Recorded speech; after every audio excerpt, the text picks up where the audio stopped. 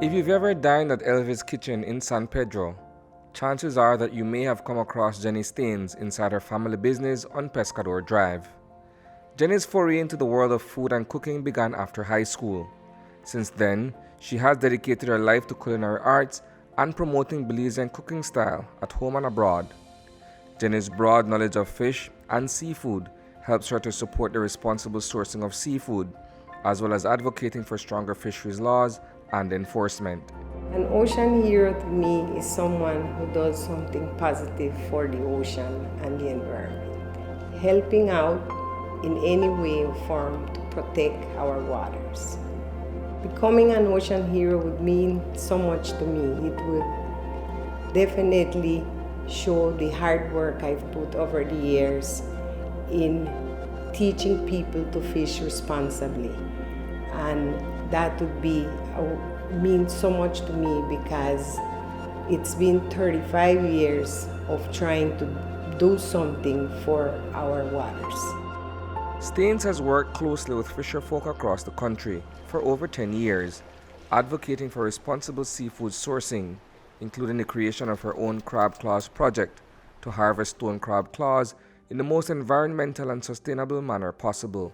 I just think back to her almost like foresight in seeing how scarce seafood could become and how poorly things were done back then to seeing where it's come to now. And so when I think back to that date, it's just something that always jumps out to me since she really was so passionate about it from such an early time.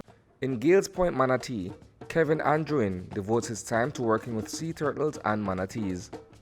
The conservation of these marine creatures is a labor of love. As chair of the Gales Point Wildlife Sanctuary, he has teamed up with Marymount University to head up a program that uses satellite tags to track the movement of hawksbill turtle nests along the coast of Belize. The journey that led me to my passion today is because I grew up with these animals around me, and I always look at them and want to learn more.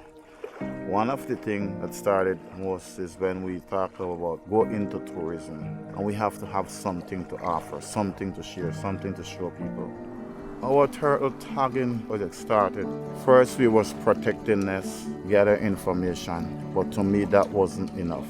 We didn't see much, so we decided if we tag and put on satellite tagging, that will give more information and we will learn more about the animal migration pattern, how far they go, when they return back to nests, will give us better information, and then we'll have accurate data to show, and then more people can help monitoring these species.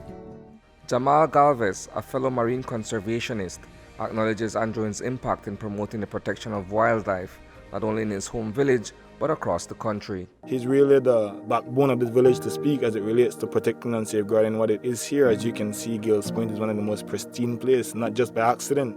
He has been a part of conservation for his entire life. He took the time to teach and mold the young generation, teaching them the idea of conservation and preservation. And as he knows, if we don't do that, we'd probably better teach them survival. Reporting for News 5, I am Isani Cayetano.